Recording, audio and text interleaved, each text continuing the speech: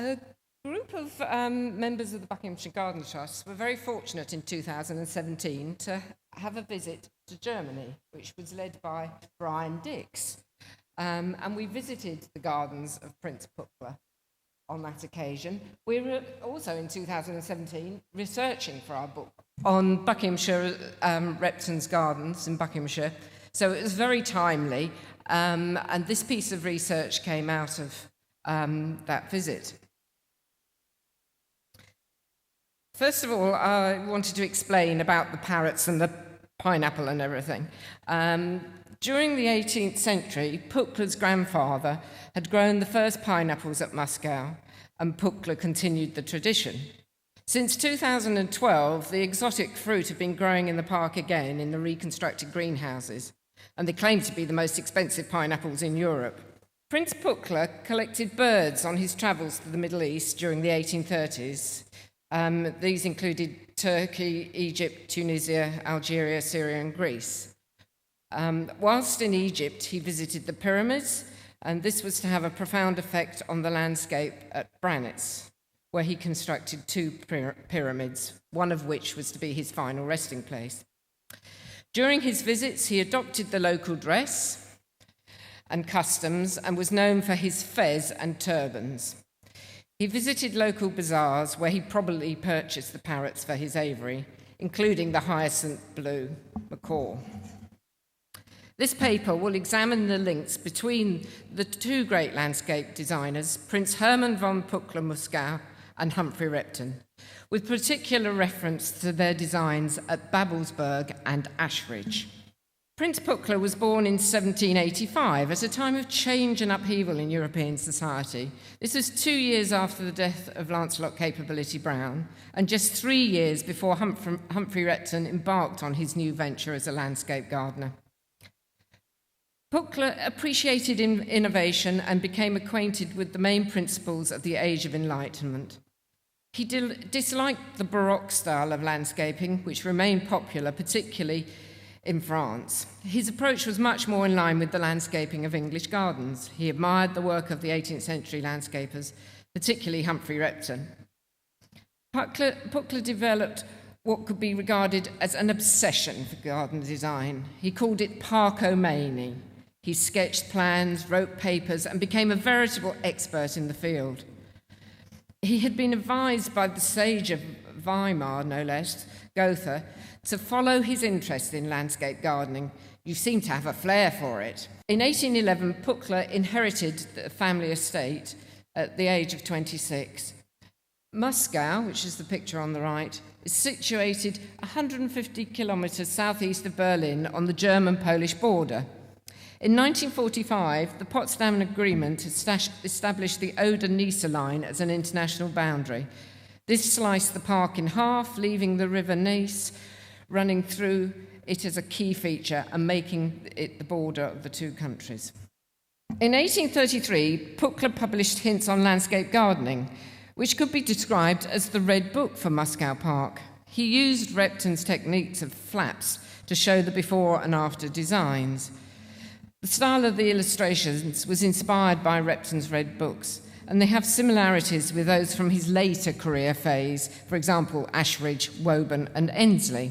He refers to the features at Moscow, being that this was the garden he knew well, and he could not find any proofs more fitting than my own theories. Many of the features illustrated were simply ideas and were not actually executed due to lack of funds. Pückler adopted English terminology to describe landscape features, as he could find no German equivalent. For example, pleasure gardens, rosery, and approaches.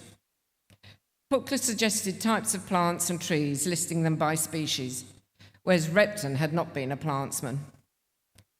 Views both within and outside a park were a key element of Repton's work, whereas Pückler concentrated on creating vistas within the park at Moscow. In 1818, Pückler wrote to Humphry Repton requesting him to come to Germany and advise him on the development of his park. Unfortunately, by then Repton had already died, and eventually John Adey paid him a visit at the end of 1822.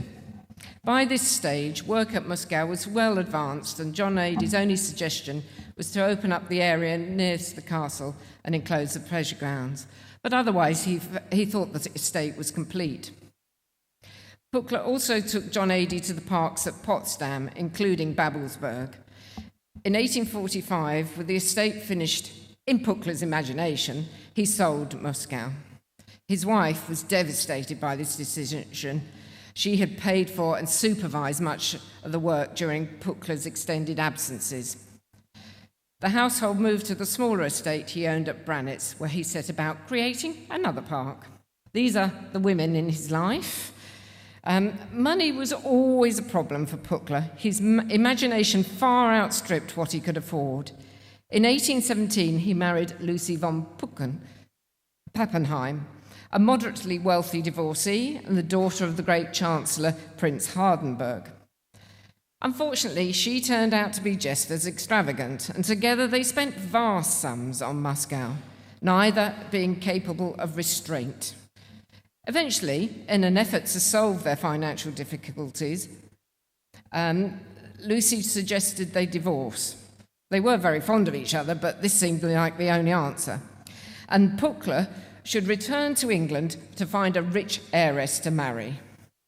Crazy plan. He spent 2 unsuccessful years on this quest, eventually returning to Germany in 1828. And Henrietta Sontag, in the middle, was one of the women he tried to woo. The fascinating story of the matrimonial tour of England can be read in Peter James Bowman's book, The Fortune Hunter. It's well worth a read. Very interesting. The slave girl, Machuba, at the end, was bought by Pückler in Cairo. She was his servant and lover, but sadly, when he brought her back to Germany, she died from an infection shortly after arriving. At Moscow, Pückler laid out flower gardens in the Regency style. They were located in the immediate vicinity of the castle for his own private use as an outdoor room, where he could indulge his frivolous ideas, with as much attention paid to them as the interior rooms. These consisted of the castle garden, the blue garden, and the gentleman's garden. The flower gardens underwent frequent change, but they've now been restored using the illustrations from the book, and you can see current photographs on the right there.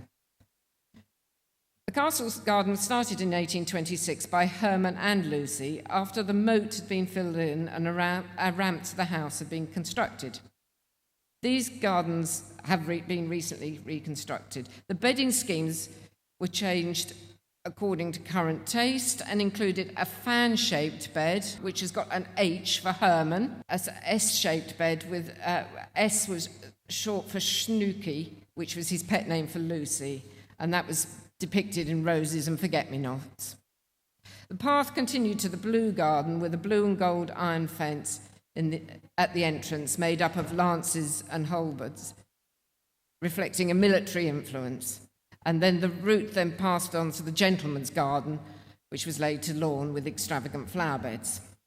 Pückler's first trip to England was in 1814. He visited around 50 gardens, including Stourhead, Longleat, Wilton and Blenheim. And on his return, he was inspired to buy land to add to the family estates at Moscow. Later, Pückler wrote an account of his visits to Europe, and he revealed how much he admired the culture in Great Britain and how much he valued its gardens. To Pückler, English garden was exemplified by Humphry Repton and Lancelot Brown, to whom he referred to as the Shakespeare of gardening. He visited landscapes created by both men. He owned copies of both sketches and hints and fragments. By 1829, his financial affairs were in an even worse state, if that was possible, and Lucy again came to the rescue and arranged for his letters to be published anonymously in Letters from a Dead Man, which was a huge success as it was translated into many languages, and his financial worries were temporarily eased. These are the two clients. Repton's work at Ashbridge for the 7th Earl of Bridgewater was confined to the immediate environs of the house, and in 1813, Repton drew up the beautiful red book for the Earl. He declared that his work there was the child of my age and declining years. Following Repton's death in 1818, the work was completed by Geoffrey Wyatt. and was slightly amended during its execution. On the other hand, on the right-hand side, Prince Wilhelm had married Princess Augusta in 1833 and was given permission by his father to build a summer residence at Babelsberg, which included 72 hectares of park. The location selected for the palace was halfway up the northern slope with spectacular views of the lake landscapes of Potsdam. Carl Friedrich Schinkel, a prominent German architect of the period, was commissioned to build a palace in a neo-Gothic style. And here, I get confused with these pictures as to which is Ashridge and which is Babelsberg, because there are so many similarities in the style. The top two are actually Babelsberg. Bridgewater engaged Wyatt to rebuild the house at Ashridge. He had also worked at Woburn, Longleat and Windsor. However, he died in a carriage accident in 1813, and his nephew, Geoffrey Wyatt, completed the work at Ashridge. The halls were designed to show off the medieval ancestry of the Bridgewater family. On the left, you have the plan for Ashridge, the Repton plan. And on the right, it's just to show you the location of Babelsberg in Potsdam, right on the sort of river there. Babelsberg is situated on an important former border. The centre of the River Havel marked the boundary of East and West during the Cold War, and political prisoners were exchanged on the Gleinicker Bridge overlooked by the garden. The deepest intrusion into the park was the Berlin Wall, built in 1961. The area was out of bounds and therefore became overgrown after the fall of the wall in 1989. The gardeners reconstructed the terrain. Initially, Prince Wilhelm engaged Peter Joseph Lenne, whose work on the Prussian palaces shaped the development of 19th century German garden design, following the principles of English landscape gardens. He created the park at Babelsberg between 1833 and 39, and Pückler was subsequently involved from 1842 in further designing this waterside oasis just outside Berlin. The implementation of the project had been difficult. Princess Augusta had fundamentally different visions for the park design, and Lenne was eventually dismissed, and the task of completing Babelsberg Park was given to Pückler. He had become established as a landscape gardener following the publication of Hints, and his reputation undoubtedly led to his employment at Babelsberg. And now I'm just going to show you some comparisons. When we visited the site, Ashridge just came to mind so much. It's so similar in many ways. Here we have the Repton's design for the rosary at Ashridge. This is actually a reconstruction at Babelsberg, but it's probably more Reptonesque than what was constructed at Ashridge originally. The Countess added a flowery parterre, also designed by Wyatt, this is at Ashridge, in front of the medieval monk's barn with an open arcaded walk. You can see that on the left-hand side. The oak posts of the barn were renewed and the whole garden was enfolded in a Repton-influenced treillage. At the centre of the garden was a cross inspired by Repton's designs for the medieval Holy Well, which is the middle image, which represented the font of life. The dramatic Gothic Voltaire Terrace to the south of the palace at Babelsberg was actually created by the architect Strack, following plans drawn up by his contemporary Perseus. But the similarities with the broad sanctuary at Ashridge are quite striking. The broad sanctuary was tucked into a shady corner, as were the terraces to the north of the castle at Babelsberg. In the Red Book, Repton noted that the flowers and Benedict's well enlivened the dark area where a shadow would be. And here's the broad sanctuary. Pückler had visited Ashridge in 1826. He was not fond of the house, calling it ridiculous and incongruous. However, he liked the charming gardens laid out by old Repton himself. The cloisters and terrace gardens at Babelsberg owe much to Ashridge and have been recreated as Pückler had intended, with blue and gold flowers in tiered gold baskets. And here are the gold baskets with blue and gold flowers. The surrounding porcelain mosaic paths and box hedging parterres have also been reinstated. The terrace being surrounded by gold fencing. It's quite elaborate. Pückler retained the original design of the landscape with several new elements. The terraces and flower beds with mosaic borders were added, along with the golden rose staircase above the pleasure ground, which he planted with red and white roses, but now these have been replaced with trimmed lime trees. Lennie had envisaged a system of paths with views over the Potsdam countryside and nearby palace grounds.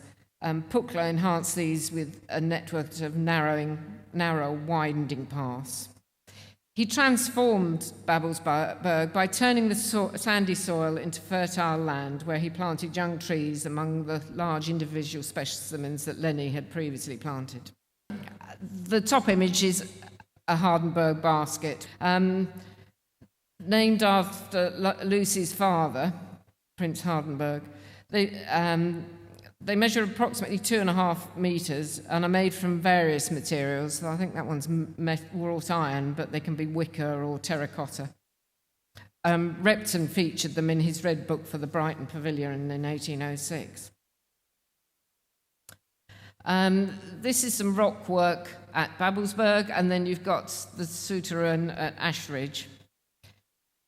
Pückler was a skilled water engineer, creating waterfalls, fountains, and artificial lakes.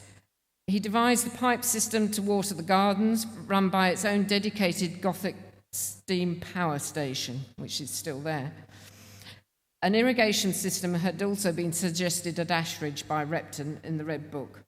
Geoffrey Wyatt implemented this suggestion when he laid out the gardens. At the beginning of the project at Ashridge, Repton and his son John Adey supervised some marking out of the planting, including the construction of a souterrain. There is no souterrain at Babelsberg. However, several underground streams emerge into the landscape at rocky outcrops. The water today, of course, is pumped by modern hydraulics. And there we have the view across to the river from Babelsberg, the pleasure grounds, and here's the Golden Rose staircase, which is quite dramatic. It's lovely. And you can see the parrots sitting on a perch. It's just about there against the blue sky. It's not known whether Humphry Repton and Prince Puckler met during the Germans' first visit to England. They would have mixed in similar circles. There's no doubt that Repton was a huge influence on Puckler, inspiring the creation of the pleasure grounds and parkland at Moscow. The wonderful illustrations of the landscape in Hints on Landscape Gardening are very much in the style of Repton's Red Books, with their flaps of before and after scenes. The coloured plates of details such as tree groupings, road layouts, island formations, and border planting owe much to Repton's publications, and, in my opinion, are superior in their detail. The commission at Babelsberg later gave Pückler the opportunity to see his ideas on the gardenesque come to fruition in the flower gardens and pleasure grounds of the romantic neo-Gothic castle. Just to end on, here's our county book, Humphry Repton in Buckinghamshire and beyond. Repton had tenacity and a desire to please. His Red Books were works of art. However, like Pückler, he suffered from financial pressure as well. But Pückler was a larger-than-life character, flamboyant, eccentric, and above all, spendthrift. And I would certainly recommend that you visit the wonderful gardens he created and pay homage to the man. Thank you very much.